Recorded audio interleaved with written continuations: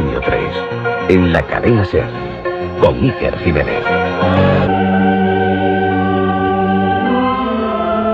Cuentan las más antiguas crónicas que en el año 544 llegó a Edesa, en las tierras de Turquía, un lienzo que no estaba hecho por la mano del hombre. En él era visible la imagen de un individuo torturado por el martirio de la crucifixión. 400 años después, en Constantinopla, la multitud pudo ver por vez primera aquel prodigio. La impresión fue brutal entre el pueblo. La misteriosa efigie barbada surgía de la tela con tal claridad que parecía que fuese a cobrar vida. En los pies y las manos eran visibles densas manchas de sangre.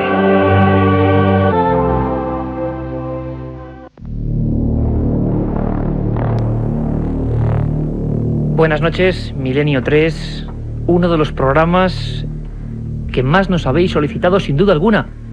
Esos envíos que nos hacéis a milenio3@cadenaser.com. Hoy, bueno, pues se ven cumplidos porque creo que tenemos un gran programa por delante. La SER cambia de aspecto, siempre lo digo. Penumbra en el estudio 1, no solo para España, sino para todo el mundo. Os habla Iker Jiménez y todo un equipo de profesionales. Carmen Porter, Carlos Barroso, Katia Rocha y Juan Carlos Engelmo en los controles de esta nave de radiodifusión.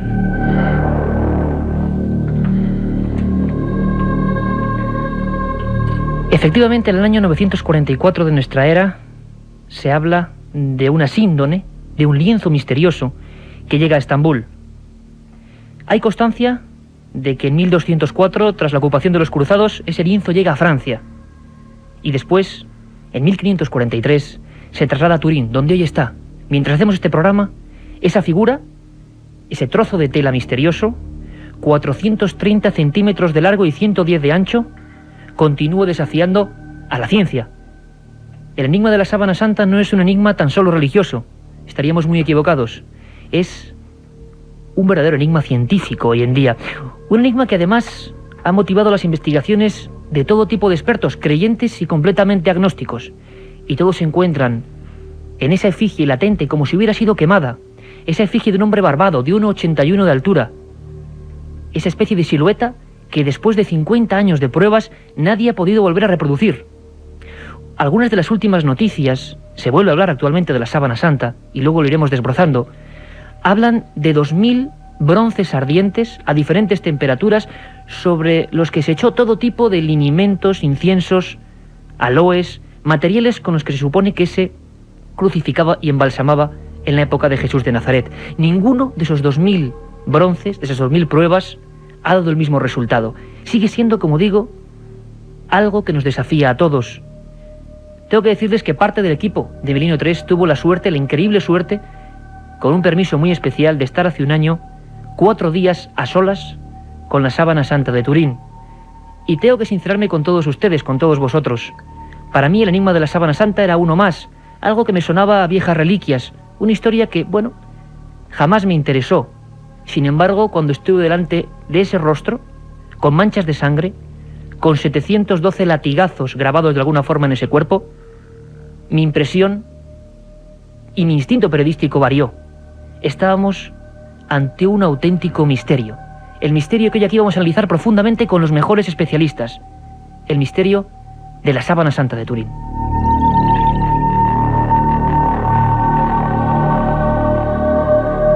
Desde 1950 se sabe que ese trozo de lino, tejido, como decían en Palestina, a la forma de cola de pescado, tenía manchas de sangre que en 1982 el doctor Baima Bolone, catedrático de Medicina Legal de Turín, descubre que son del grupo AB.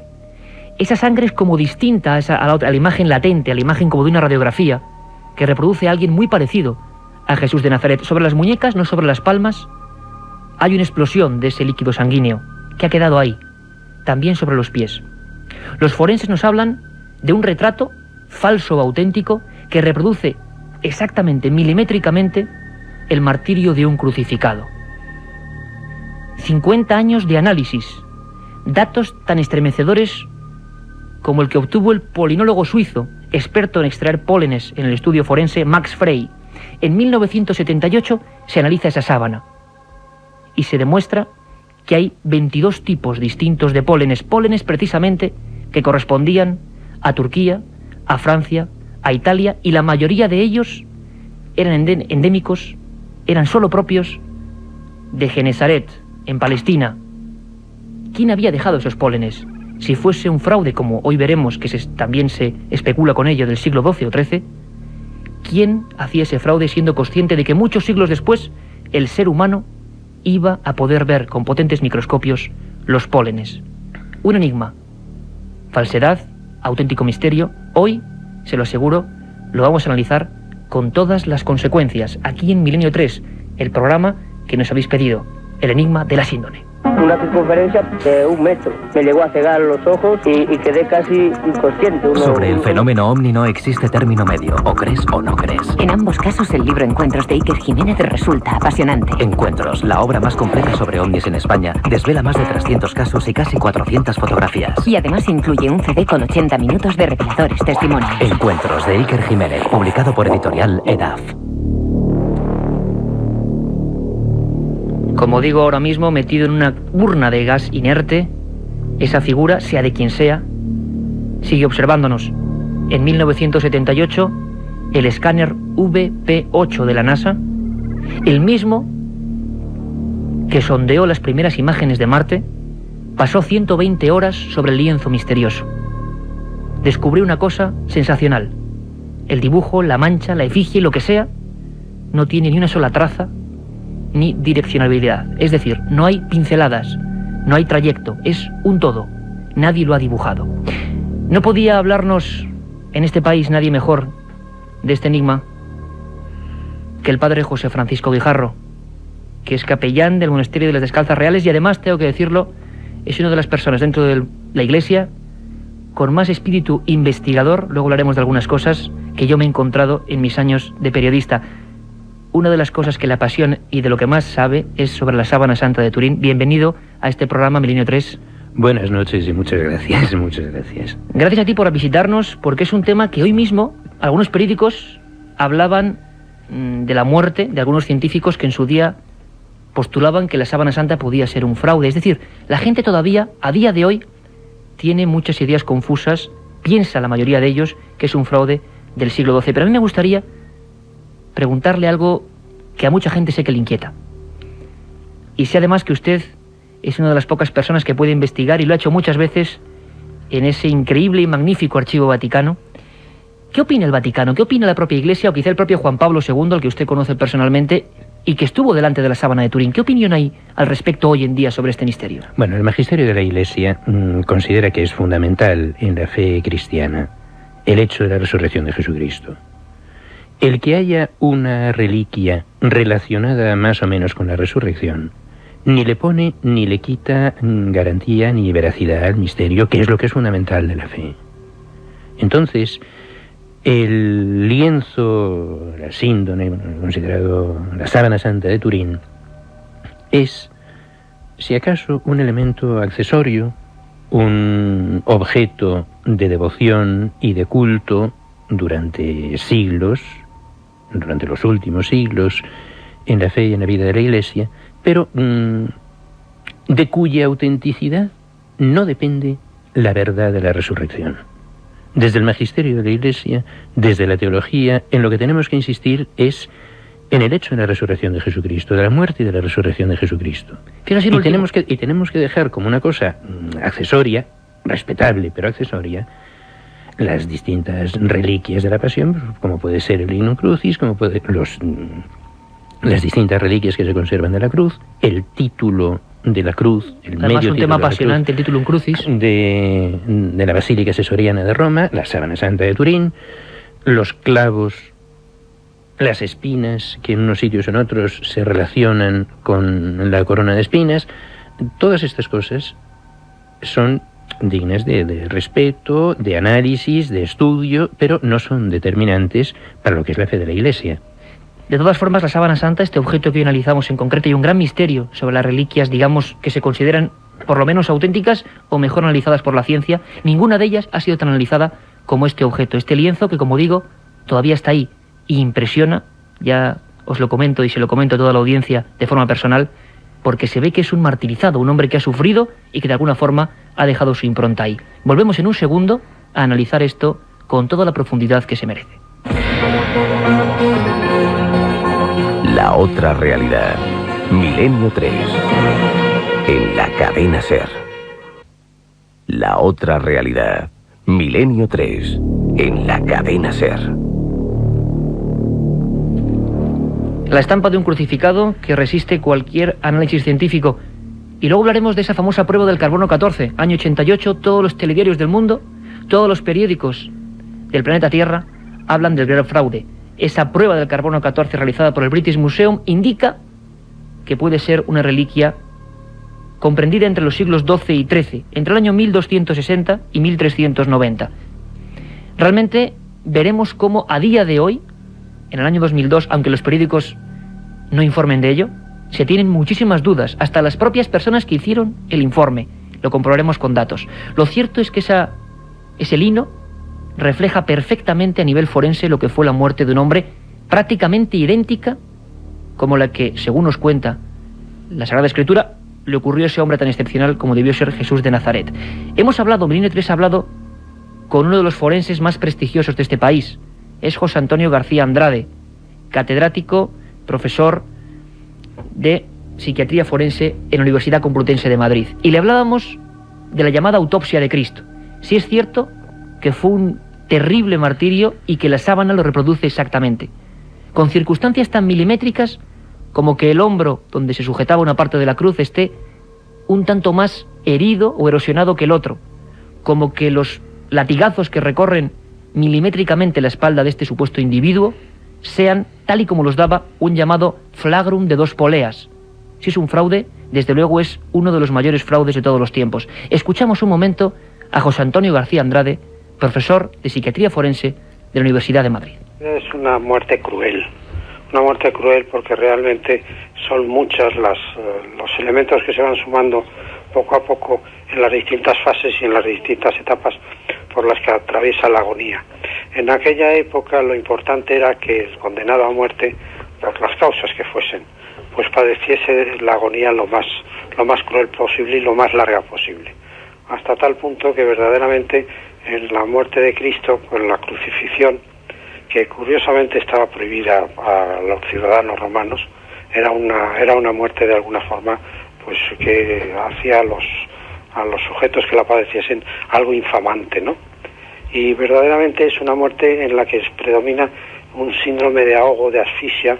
El sujeto se medio cae, se deja caer por el peso del cuerpo, trata con los brazos de estirarse hacia arriba para superar esa situación de asfixia, de ahogo, y verdaderamente es cruel, y sin embargo es curioso al mismo tiempo que para acelerar la muerte en alguno de estos cuadros, de alguno de estas personas que estaban condenadas a morir en la cruz, que entonces alguno de los verdugos con un mazo rompiese las piernas del crucificado para que entonces ya no se pudiese erguir y la muerte por asfixia fuese lo más rápidamente posible.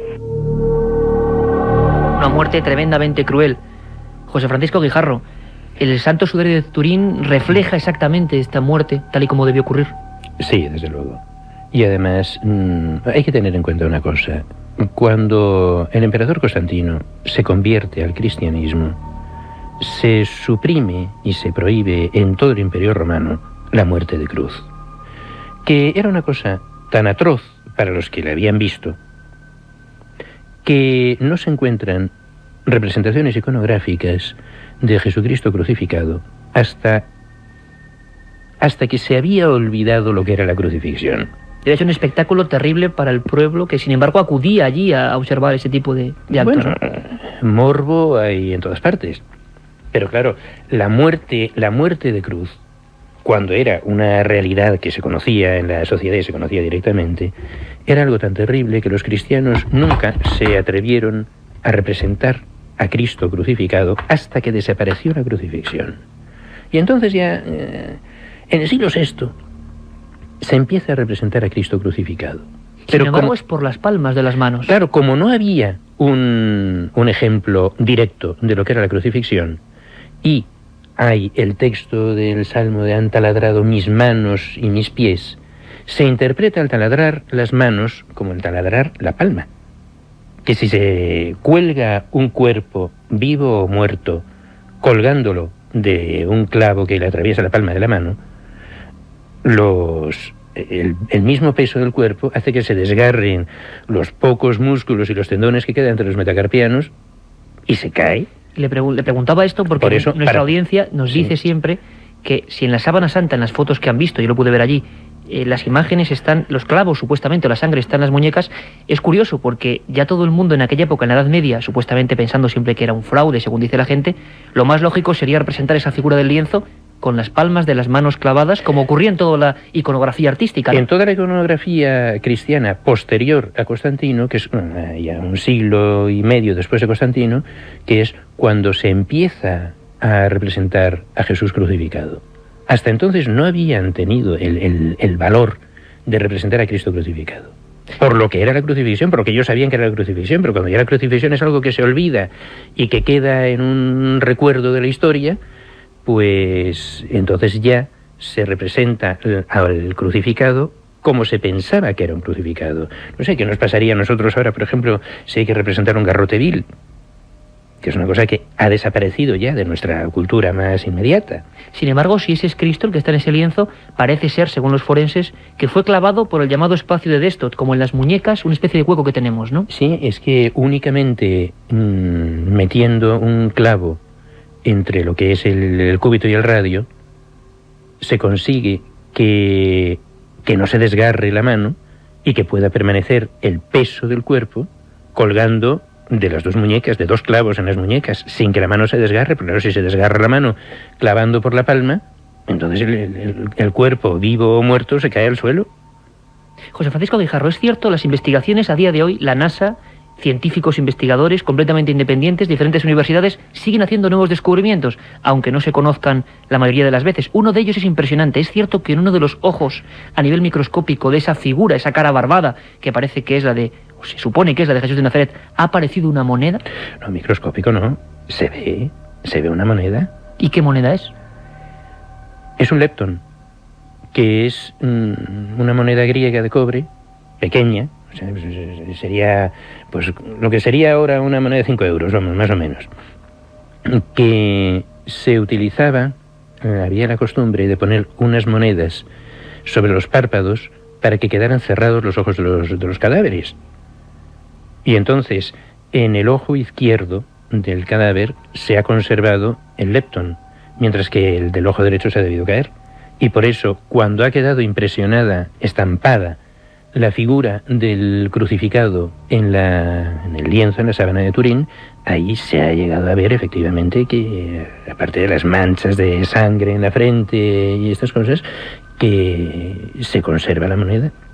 Es impresionante otro detalle, y es que a pesar de todas las pruebas realizadas, hay detalles de ese lienzo, de esa figura, que desafían a cualquier concepto científico. Por ejemplo, ya ha llovido, pero en 1898 uno de los primeros fotógrafos, el abogado y fotógrafo Secondo Pia, fue encargado para realizar las primeras imágenes en negativo de esa imagen. El susto fue tremendo. Ahí empieza la verdadera investigación científica de la Sábana Santa, porque ocurría algo en esas fotografías de Segundo Pia, ¿no? Bueno, lo que pasa es que a lo largo de los siglos se ha ido perdiendo la coloración o la pigmentación de la estampación de la Sábana Santa.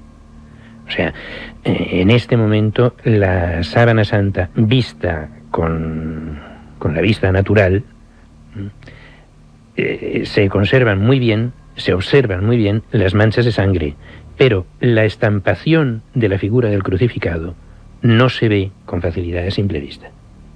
Entonces, sin embargo, ocurría algo, ¿no? Había un efecto negativo al revés. Bueno, no, es que al obtener una fotografía con una emulsión ortocromática más sensible a una parte del espectro de lo que es el ojo humano, se ve que esa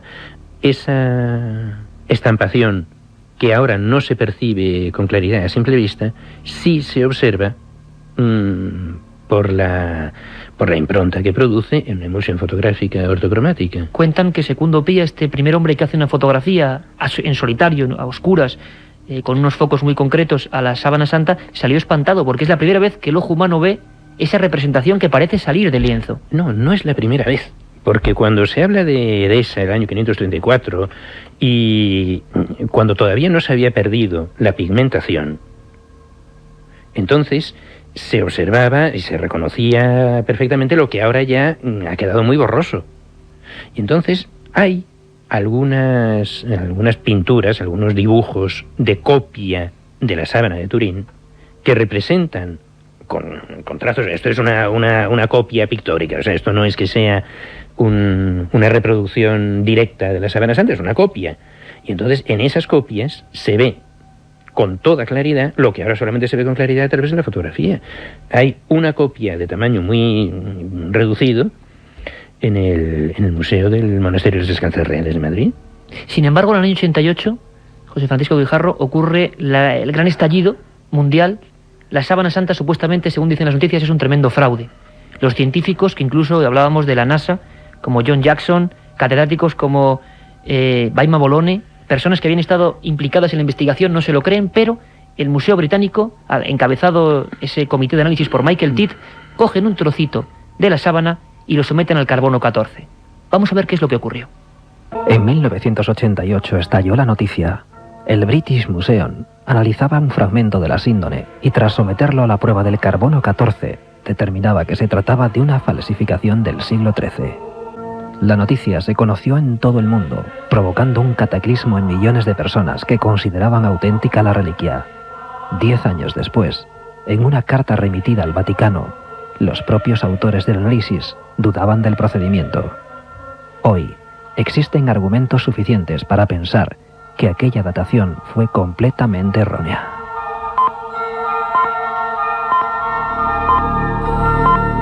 El propio Michael Tidd, encargado y director en la época del British Museum, escribe al Vaticano diciendo que la fiabilidad del propio análisis que tanta polémica había creado en el mundo era realmente baja. ¿Qué ocurrió entonces con el carbono 14? Bueno, el carbono 14 es un procedimiento muy usado en arqueología, sobre todo en paleontología, porque el carbono 14 es un isótopo radioactivo, el carbono, que se da en todos los seres vivos. Entonces, cuando un ser vivo se muere, ese carbono se va degradando, va perdiendo radiactividad. Y con eso se hace una media, digamos, temporal del objeto. Entonces, claro, cuando se encuentra un residuo orgánico de algo, una tela, una madera, un hueso, entonces, según el grado de degradación de la radiactividad del isótopo del carbono 14, se puede calcular con bastante precisión el tiempo que ha transcurrido desde la muerte de ese ser vivo. Entonces, si es un tejido de lino, pues desde el momento en que se cortó la planta de lino. No desde el momento en que se fabricó la tela, eso es, se tejió la tela, eso es posterior. ¿Y qué fallo podía haber habido en este análisis? Se habla de procedimiento. Ahora vamos a escuchar a un físico, César Bartagil, pero bueno, si quieren lo escuchamos primero un momento, porque puede ser interesante. Espera un momento que concluyo esto, porque es que el lienzo ha estado expuesto hasta que se inventó la luz eléctrica, que es un invento reciente, vamos, ha estado expuesto siempre a la iluminación de velas. Ha sido incensado. Entonces, el lienzo está impregnado sin que se haya podido separar lo que es el lino original del depósito de humo, de la cera, de las velas, de los pábilos, del incienso y de todas estas cosas al que ha estado sometido, hasta que ahora recientemente ya lo han guardado en una urna llena de gas inerte. Pero vamos, esto es una cosa de es decir, que eso sí, podría incorporar tiempo, vamos a decirlo, claro, en el análisis del carbono 14. Claro, si efectivamente el lienzo fuera del siglo XIII, al analizarlo con el carbono 14, una vez que ha estado sometido a la luz de las velas y a todo esto durante siglos, hubiera dado como resultado que era del 18 o del 19. Porque la resultante del análisis de todo eso, cuando ha estado expuesto al exterior, es el resultado de todos los organismos vivos que han contribuido a formar esa muestra, que es el lino originario, el humo de la cera de las velas, el humo de los pábilos de las velas, que serían de algodón, sabe Dios qué. Y claro, todo eso que es carbono se ha ido depositando. Acumulando. Se ha ido depositando allí, y al hacer el análisis de la muestra no se ha podido separar lo que es lino de lo que es toda la impregnación de humo. Que ha ido datando, evidentemente, hacia más la edad de la sábana santa. Pero vamos a escuchar a un físico, César Barta-Gil, Milenio 3 habló con él, profesor de física, que ha hecho una exposición últimamente en la Universidad de Segovia, hablando de por qué falla ese análisis. Y lo dice un físico. Vamos a escucharlo. La sábana santa, digamos, no es un objeto típico para un arqueólogo, porque no ha estado en su lugar, ha permanecido en un lugar todo el tiempo hasta que se descubrió y se ha llevado al laboratorio. Todo lo contrario. El problema no es la técnica del carbono 14. Para la sábana santa hay muchísimas dudas debido al objeto que se quiere datar. Entre otras cosas, ha sufrido un incendio en 1532. Un incendio que lleva las marcas, sí, tiene todavía los remiendos que pusieron las clarisas. Este incendio ha provocado una incorporación de carbono al tejido, al lino, que ya antes de hacer la prueba del carbono 14 se había detectado. Se llama se habían metido los carboxilos, que vienen del CO2 de la atmósfera y del monóxido de carbono. Y esto, después han comprobado, aunque con discusión dentro del mundo científico, no es que haya un acuerdo pleno, pero se ve que en algunos experimentos que simulan un incendio o un calentamiento de un lino, de un tejido, pues incorpora carbono atmosférico, lo cual ya invalida cualquier intento de hacer una datación por carbono 14. La polémica está ahí. Físicos como César Barta-Gil niegan rotundamente que sea 100% fiable lo que ocurrió. Y lo que casi nadie sabe, que los propios autores de ese publicitadísimo análisis escribieron al Vaticano diciendo eso, que realmente no estaban del todo seguros. Ese escáner de la NASA, el VP8, ha vuelto a pasar en el año 2000, buscando una cosa que nos daría para otro programa, buscando ADN, ¿no? ADN de la sangre que queda en el lienzo de la sábana santa, digno de novela de ciencia ficción, ¿no? Porque ¿qué podía ocurrir con ese ADN? Y lo que se ha vuelto a descubrir es una cosa sensacional. Pasando el escáner varias veces, este escáner, 120 horas, a las órdenes de 44 científicos multidisciplinares, demuestran que el cuerpo que está ahí, sobre la sábana, es perfectamente tridimensional, que el pómulo, el ojo, la nariz, todo estaba hecho a determinados volúmenes para que, siendo escaneado, diese el retrato de un hombre con volumetría perfecta. Algo realmente impresionante. Sin embargo, en Oviedo tenemos otro misterio. Un misterio que se complementa con el de la sábana santa. Un misterio que lleva mucho tiempo desafiando también a la ciencia. En España hay más de 20 lienzos custodiados en diversas iglesias, pero solo uno ha merecido la atención de los especialistas científicos. Se trata del llamado pañolón de Oviedo. El grupo sanguíneo y otras características antropométricas son idénticas a las del hombre que aparece en la sábana santa. Para no pocos estudiosos, se trata de la improvisada máscara mortuoria que en el año 33 colocaron a un hombre llamado Jesús de Nazaret. Un misterioso sudario, pañolón, que para muchos es la máscara mortuoria que iría en aquel año 33 junto a la sábana santa. Tenemos en Valencia, en Cadena Ser Valencia, a nuestro corresponsal Francisco Contreras, que está acompañado de un auténtico experto en esta materia. Francisco, buenas noches. Buenas noches, Iker. Buenas noches a todos los oyentes de Milenio 3, desde la calle Don Juan de Austria, Estudios Cadena Ser en Valencia. ¿Con quién estás, Francisco? Bueno, pues con Jorge Manuel Rodríguez Almenar. Él es el vicepresidente del Centro Español de Sindonología, al cual hay que agradecer que esté con nosotros esta noche porque tiene 38 grados de fiebre y ha hecho un esfuerzo terrible para que todos los oyentes de la cadena SER de Milenio 3 estén al tanto de las últimas informaciones sobre el gran misterio del sudario de Oviedo. Francisco, realmente, primero saludar a Jorge Manuel Rodríguez Almenar, que además ha hecho un fantástico trabajo, que hoy aquí vamos a sortear entre nuestros oyentes, el sudario de Oviedo, un trabajo de investigación impresionante. La pregunta, porque tenemos poco tiempo, pero queremos que la gran audiencia de Milenio 3 se lleve una idea compleja de todo lo que ocurre en torno a esta figura. ¿Qué es el sudario de Oviedo? Bueno, realmente, aparte de decir buenas noches... Por supuesto, igualmente. Buenas noches, Jorge. Realmente se trataría de una tela accesoria que se utilizaría para el transporte del cuerpo entre la cruz y el sepulcro. O sea, no es propiamente... lo de máscara mortuoria puede originar un poco de confusión. Es un pañuelo, simplemente, que se utilizaba para cubrir, eso es lo que era un sudario. O sea, la sábana, por eso la sábana de Turín no se puede llamar un sudario, sino desde el siglo XX o desde el siglo XXI, porque nosotros ahora confundimos los términos.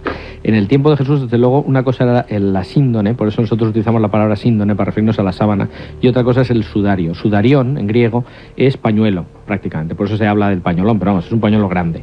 Y esto, pues, no tenía por qué ser algo relacionado con un cadáver. Lo que ocurre es que sí que sabemos, y lo hemos descubierto después de todo este estudio, que era obligatorio, desde el punto de vista hebreo, era obligatorio cubrir la cabeza de un ajusticiado cuando tenía deformado el rostro. Y desde luego, pues eso se hacía, igual que en algunas ejecuciones se tapa la cabeza del reo o lo que sea. Bueno, pues en el tiempo de Jesús eso se hacía, y lo que hay en Oviedo podía ser perfectamente un lienzo utilizado para cubrir la cabeza y luego para transportar el cuerpo, evitando que caigan los líquido pulmonar sobre todo, mezclado con sangre, encima de los que transportan el cuerpo, o bueno, pues simplemente para recoger también esa sangre, porque hay que tener en cuenta que para los hebreos en la sangre estaba el alma y tenía que quedar con el difunto. O sea que no es propiamente una pieza funeraria, pero sí se utilizaba en determinados tipos de muerte, concretamente en el caso de la muerte de cruz, para el transporte del cuerpo. Desde 1075 está registrada la presencia de ese sudario, y quizá lo más misterioso es, hablando a grandes rasgos, qué similitudes de repente se encuentran o se encontráis los estudiosos y científicos entre ese sudario y la síndrome de Turín. Bueno, desde el año 1075 lo que está es levantada acta notarial. Antes hay referencias muy antiguas, directas o indirectas, pero efectivamente, ¿qué similitudes tiene? Pues hay bastantes cosas que tienen puntos de coincidencia, ¿no? En primer lugar, la sábana de Turín, una cosa que llama la atención es que el rostro está bastante limpio. Está bastante limpio, es decir, hay manchas de sangre, pero pues no, bueno, pues parecería que tendría que estar más sucio. En realidad, si se ha utilizado efectivamente un lienzo para cubrir el rostro, pues ese es el que ha recogido el líquido y no la sábana, que es la mortaja definitiva. Entonces esto podría ser. Entonces hay manchas de sangre en el sudario que no están en la sábana porque están en el sudario, se quedó la sangre en el primer lienzo. Pero independientemente de que no pueda haber exactamente, bueno, pues nosotros no esperábamos encontrar manchas idénticas, lo cierto es que sí que se han encontrado algunos puntos importantes. Por ejemplo, ¿cuáles serían esos puntos? A eso iba. Es decir, aparte de la impresión general de que hay manchas de sangre arterial donde tiene que ser sangre arterial, o sangre venosa donde tiene que ser sangre venosa, hay sangre que ha salido estando vivo, o post-mortem donde tienen que estar, es decir, no hay contradicciones con una hipótesis de que esto haya cubierto la cabeza del crucificado. Por ejemplo, lo que es sorprendente son las coincidencias de las manchas de la nuca, que aparecen en la sábana y en el sudario prácticamente idénticas. Hay un 80% de coincidencia en cuanto a cantidades, en cuanto a colocación, en cuanto además es sangre pues que ha coagulado en el caso de la sábana y el sudario, es decir, ha salido estando vivo, que no tiene nada que ver con el líquido que sale por la nariz y por la boca. Es decir, hay pues algunas manchas que son mucho más coincidentes de lo que cabría pensar, y desde luego hay que descartar totalmente que sean una simple coincidencia, porque sería prácticamente remota la posibilidad de que se quedaran unas manchas iguales en otro sitio, ¿no? Y sobre todo el mismo grupo sanguíneo, claro, que es lo que a la gente más le puede llamar la atención, ese grupo AB. Claro, es que coinciden todas las de todo el perímetro de la cabeza, ¿no? Es decir, que no es que sea, digas, no solamente una, hay una serie de coincidencias. Esto sin imágenes es prácticamente imposible de decir. Las de la nuca sí que se ven a simple vista y se ve muy bien, pero efectivamente es sangre del grupo AB en los dos casos, y además, pues ya digo, donde tiene que ser sangre premortem lo es, donde tiene que ser sangre postmortem en los dos lienzos, ¿no? O sea, y luego, sobre todo, hay que tener en cuenta que el rostro del hombre de la síndone es un rostro bastante especial. Es decir, por ejemplo, tiene 8 centímetros la longitud de la nariz, y en esa cara, que es, ya digo, que se sale de la media, dijéramos, pues encajan muy bien las manchas del sudario. Y, por ejemplo, el abultamiento del pómulo derecho que se ve en la sábana, pues eso ha originado una isla del líquido pulmonar, por ejemplo, que coincide exactamente con las marcas del sudario, ¿no? O sea, es casi como una pieza, para que la gente nos lo entienda perfectamente, como la pieza de un puzzle que en su mayor parte encaja. ¿Cómo sería posible, bueno, entonces? Eso es un buen ejemplo porque prácticamente está tomado de una frase que dijo el director de nuestro equipo de investigación, don Guillermo Heras, que dijo: a mí me encantan los puzzles y esto es como montar un puzzle sin saber cuál es el resultado final. O sea, nosotros cuando empezamos a estudiar el sudario, pues unas 40 personas, que pues unos han muerto, pues le han dejado la investigación, porque en 14 años pues pasan muchas cosas, pero pues todo este equipo pues no sabía exactamente lo que iba a salir, ni teníamos mucha idea de lo que era un sudario, ni qué era aquello que había más que un trapo sucio, manchado, arrugado y poco más, ¿no? Y sin embargo, pues cada mancha se ha ido analizando y son pues como piezas que se han ido colocando y luego partiendo de una hipótesis, es decir, vamos a suponer que bueno, a partir de un determinado momento los forenses determinan exactamente la posición de las aletas de la nariz y de los labios superior e inferior de la boca, ¿no? Entonces, a partir de ese momento, en el momento en que encuentran elementos que permiten concretar ese punto, encajan todas las piezas, es decir, porque colocado el sudario alrededor de la cabeza, todas las manchas están en su sitio, ¿no? Y ya digo, no solamente coinciden con una cabeza de un crucificado, sino muy bien con las de la cabeza del hombre de la síndrome. A mí me gustaría pasar ahora el testigo a José Francisco Guijarro porque hay un detalle impresionante. Hablábamos antes de esa sangre en la sábana y en el sudario de Oviedo y del interés de los científicos. Es más, hay un teletipo de última hora de las varias facultades de Brasil, un debate de varios científicos en la posibilidad de clonar o no a Cristo porque se podría sacar una hebra de ADN. ¿Qué opinión tiene, por ejemplo, puede tener la Iglesia en torno a una prueba que busque ADN dentro de la sangre de esas reliquias? Pues que la busquen a ver si lo encuentran. Si eso es una cosa que ese tipo de investigación...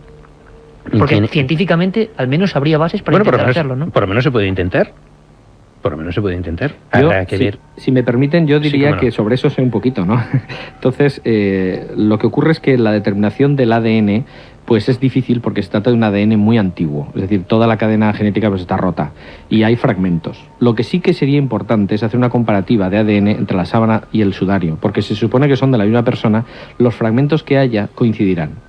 Entonces, eso sí que se puede hacer. Desde luego, clonar a Jesucristo primero no se puede clonar a una persona, se puede hacer un hermano gemelo de ella y no sería Jesucristo, sería un hermano gemelo. Sería el hombre de la síndone, en todo caso. El hombre de la síndone. Bueno, pero aparte de eso, sería un hermano gemelo del hombre de la síndone, no sería el hombre de la síndone, porque clonar no es hacer la misma persona, sino un hermano gemelo, ¿no? Mira, no se ha conseguido clonar como hipótesis de ciencia ficción, bien, pero el hacer una comparación de lo que se encuentre, de lo que se pueda encontrar, de la misma manera que se ha podido identificar el grupo sanguíneo, si se puede encontrar algo de ADN en sangre en los dos testimonios que se han encontrado, o incluso hay otras manchas de sangre en clavos, en espinas, pues adelante. Si... Veremos lo que dice la ciencia. De todas formas, 22:45 horas, yo quería despedir, ha sido brevísimo, haremos un programa solo sobre el pañolón de Oviedo, porque lo que queremos ser en Merino 3 en estos primeros programas es sondear y que la gente vea los misterios muchísimos que hay. Queremos agradecer de verdad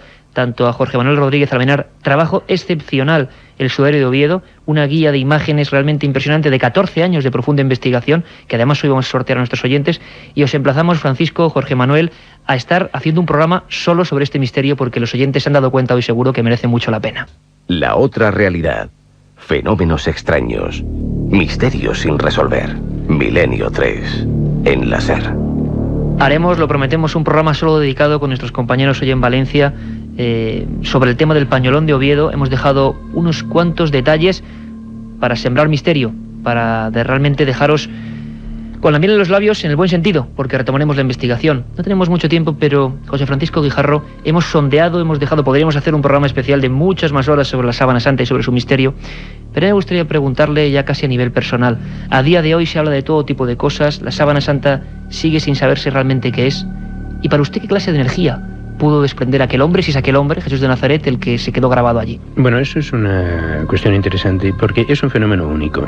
Entonces, no hay otro tipo de comparación, ni con otros cadáveres, ni con otros lienzos, ni esto. Se trata, y esto se ha visto, de una estampación, casi podríamos decir por una proyección, sobre un plano, o sea, sobre un lienzo, como si hubiera estado rígido, de la figura geométrica de un cuerpo muerto, tanto por la parte anterior del cuerpo como por el dorso, por la espalda. No es que haya quedado una mancha sobre el lienzo a partir del cuerpo, porque si el lienzo, en vez de estar rígido en el momento en que se estampa la imagen, hubiera estado envolviendo el cuerpo, no veríamos, por ejemplo, la figura del rostro del hombre de la síndone, no lo veríamos completamente de frente. Si el lienzo ha estado sobre el rostro, por el propio peso del lienzo, que es elástico, hubiera caído sobre los lados de la cabeza y sobre las orejas. Entonces, al extender el lienzo, hubiera quedado una figura deformada. Mientras que aquí de lo que se trata es de una proyección geométrica sobre un plano de la figura de un cuerpo muerto. ¿Qué tipo de energía o qué ha podido producir esa pigmentación sobre el lienzo? Es una cosa que no hay ningún paralelo con el que se pueda comparar. No hay respuestas ahora mismo. De momento es un fenómeno único. Un fenómeno único, con esa palabra nos podríamos realmente quedar. Giuseppe Ghiberti, uno de los personajes del Vaticano que realmente custodia la sábana, habla de energía atómica. Volveremos a retomar el debate porque es realmente apasionante. Ha sido un placer contar hoy con su presencia. Volveremos a hacer un programa especial, pero lo que nos reclama rápidamente ahora mismo es informativo. Hemos visto que había ovnis sobre Washington, hablaremos la semana que viene, unas noticias realmente impresionantes. Ha sido un placer, José Francisco Guijarro. Se nos han quedado muchas cosas en el tintero, pero volveremos sobre ellas. Muchísimas gracias. Y ahora, como siempre, el informativo de Milenio 3. El Papa Juan Pablo II se encuentra de viaje por Norteamérica, en Canadá, para asistir a la Jornada Mundial de la Juventud, y después en México y Guatemala, donde el pontífice elevará los altares a dos personas de mucho peso para el catolicismo en ambos países. La canonización de Guatemala es especialmente significativa para España porque se convertirá en santo Pedro de Betancur, un emigrante nacido en la isla de Tenerife. Esto será el 1 de agosto, un día antes en México. El Papa canonizará al indio Juan Diego, cuya figura es bastante más polémica que la de Betancur. Fue el testigo de la aparición de la Virgen de Guadalupe y hay incluso quienes dudan de que existiera en realidad. En México se espera el acontecimiento con gran expectación. Enseguida nos iremos allí. Antes repasamos con Carmen Portero otras noticias en titulares. Un asteroide podría colisionar contra la Tierra en el año 2019. Oleada ovni en Argentina. Extraños seres vestidos de negro aterrorizan a los vecinos de Palmira, Colombia. En Guatemala y en México se preparan para acoger dos eventos importantes: la canonización de dos figuras muy relevantes en ambos países, el canario Pedro de Betancur en Guatemala y el polémico Juan Diego en México. Nos vamos a quedar en México, escenario de la primera de ambas canonizaciones, porque el país ya vive intensamente las jornadas previas a la llegada del Papa. Corresponsal de la SER, María José Ajejas. El Papa viene a México a canonizar al primer santo indígena que va a tener la Iglesia, y todo está preparado ya para recibirle con el alborozo que este pueblo, que es profundamente católico, le ha mostrado en las 4 ocasiones anteriores que ha visitado el país. El fervor está una vez más desatado entre los mexicanos, como lo está también la mercadotecnia que la Iglesia ha preparado para el acontecimiento, desde camisetas hasta botellitas de agua bendita con la imagen de Juan Diego, pasando por un disco que contiene el tema Águila que ama, que es la canción oficial encargada por la Iglesia mexicana, de la que hay hasta un videoclip y que se puede comprar por internet. Todo esto para un santo de cuya existencia dudan no pocos fuera de la Iglesia católica. Historiadores de prestigio han llegado a la conclusión, tras sesudos estudios, de que no hay ninguna prueba de que Juan Diego fuera un personaje real. También es objeto de polémica la imagen de él que la Iglesia mexicana ha adoptado con motivo de su canonización, porque a pesar de ser un santo indígena, en pósters y estampillas se le presenta con barba y con rasgos blancos. Un psicólogo americano está investigando las causas de los estigmas, esas señales que aparecen misteriosamente en el cuerpo de algunas personas y que se corresponden con las heridas que supuestamente sufrió Cristo cuando fue crucificado. Carmen. Según el psicólogo Mario Martínez, las creencias espirituales afectan a la biología y al sistema inmunológico, por lo que en muchas ocasiones los estigmas pueden ser la causa del poder de la mente. Las personas que tienen estigmas experimentan un conflicto físico-espiritual y a menudo reflejan sus creencias en estas heridas. Aunque las investigaciones arqueológicas han revelado que los crucificados eran clavados en la cruz por las muñecas, hasta el momento los estigmatizados sufrían estas heridas en las palmas de sus manos. Pero según aseguró Martínez, ya ha podido estudiar a personas cuyos estigmas surgían en las muñecas. Lo hemos conocido esta semana. Astrónomos estadounidenses han advertido de la existencia de un asteroide que al parecer se dirige hacia la Tierra. En teoría, las posibilidades de que impacte contra nuestro planeta son muy remotas, pero de producirse podría llegar a destruir la 1/4 parte del globo terrestre. Los astrónomos del Centro de Astrofísica de Massachusetts han solicitado ayuda de otros investigadores para poder calcular con exactitud su trayectoria, a pesar de las escasas posibilidades de que se produzca el impacto. El asteroide 2002 NT7 se encuentra a más de 100 millones de kilómetros de la Tierra y mide 2 kilómetros de largo, por lo que si colisionara podría destruir una 1/4 parte de la Tierra y crear una nube de polvo y residuos que oscurecerían el cielo durante años. Del espacio también nos llega nuestro siguiente protagonista, o al menos eso dicen quienes han sido testigos del fenómeno: la aparición en la provincia de Buenos Aires, en Argentina, de un objeto volador no identificado que incluso ha sido grabado en vídeo. Ya hay expertos que están analizando esas imágenes. Informa la corresponsal de la SER en Argentina, Isabel Cuevas. Varias personas aseguran haber visto un extraño objeto luminoso que se movía a gran velocidad y que identificaron con un ovni en la la provincia argentina de Buenos Aires. Los testigos, uno de los cuales grabó con una cámara casera el fenómeno durante 15 minutos, han señalado que pudieron ver una luz blanca muy potente y de forma circular, con una base plana y el tamaño parecido al de un automóvil. Esta luz, en cuyo interior se distinguía un círculo oscuro que giraba, fue vista por primera vez hace más de una semana por varios vecinos y policías, cuando permaneció detenida por un tiempo sobre una casa abandonada de la localidad de Gobernador Ugarte. Días después fue grabada por un productor agropecuario que la pudo ver en un campo cercano a su casa cuando ya había anochecido, ocasión en la que se movió horizontalmente y después subió y desapareció a una velocidad asombrosa. Estas imágenes han sido emitidas por un canal de televisión y un experto de la Federación Argentina de Omnilogía ha acudido al lugar para investigar. Algunas versiones periodísticas señalan que el experto no ha querido opinar todavía sobre el asunto y que al parecer ha accedido a un fragmento de la filmación que no ha sido dado a conocer públicamente y que revela más datos sobre el caso. Científicos australianos han encontrado un calamar gigante de unos 250 kilos de peso en una playa al sur del país. Criaturas como esta, que provocan el asombro en aquellos lugares en las que son descubiertas, podrían haber fomentado las leyendas sobre monstruos de las profundidades marinas que inspiraron novelas como 20.000 leguas de viaje submarino de Julio Verne. El calamar gigante que encalló en la isla de Tasmania pesa alrededor de 250 kilos y mide más de 20 metros. Los especialistas del Museo de Tasmania creen que se trata de una nueva especie, ya que cuenta con unas largas tiras de músculos adheridas a los 8 tentáculos, que miden entre 15 y 18 metros. Los calamares gigantes normalmente poseen 2 tentáculos menores que utilizan para llevarse el alimento a la boca y este no los tiene. Estos animales viven en profundidades de más de 500 metros y han sido vistos en todos los océanos del mundo, aunque nunca se había hallado una especie tan peculiar como la encontrada en Tasmania. Y como siempre hay otras noticias que contamos ya de forma breve.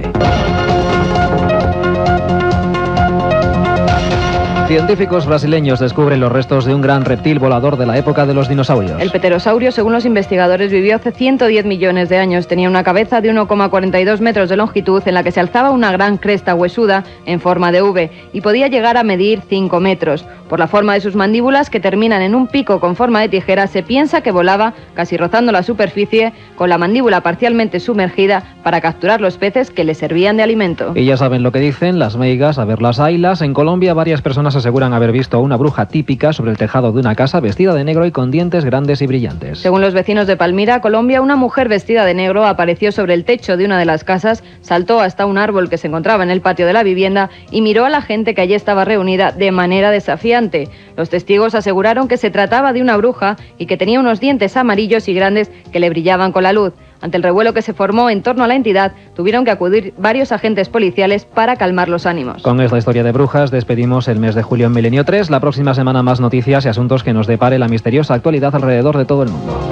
Aparte de gozosos, dolorosos, gloriosos, los misterios de la Iglesia son sorprendentes e inexplicables. La periodista Carmen Porter te ayuda a desvelarlos en Misterios de la Iglesia, una obra que saca a la luz los episodios más impactantes del fenómeno religioso. Exorcismos, apariciones, cuerpos incorruptos, estigmas. Misterios de la Iglesia, de Carmen Porter, publicado por Editorial EDAF. Los mails siempre, Carmen, ¿a dónde? milenio3@cadenaser.com, milenio3 con números, siempre lo digo, @cadenaser.com. Hasta aquí nos ha llegado un mensaje de Cristina Gutiérrez García que nos dice si podemos hablar de los mensajes ocultos en los discos de rock. También leyendas urbanas, Aida Castañeda nos lo pide para un próximo programa. Zombificaciones en Haití. Y tendremos además un programa especial sobre esto con un reportero que ha estado 3 años viviendo con los zombies de Haití. Además, nos piden que hablemos del Dorado. David Rico nos dice que si podemos hacer un programa especial sobre esta ciudad. Pues lo haremos, y sobre todo los misterios que hay en los túneles de América que ahora se están descubriendo. Katia Rocha. Buenas noches. Buenas noches. Contestador automático, número de teléfono 91 532 45 32. Y hay que decir que muy pronto un programa especial para todos sus oyentes. Habrá sorpresas. Sí, y los oyentes además se van a oír los mensajes que nos han dejado.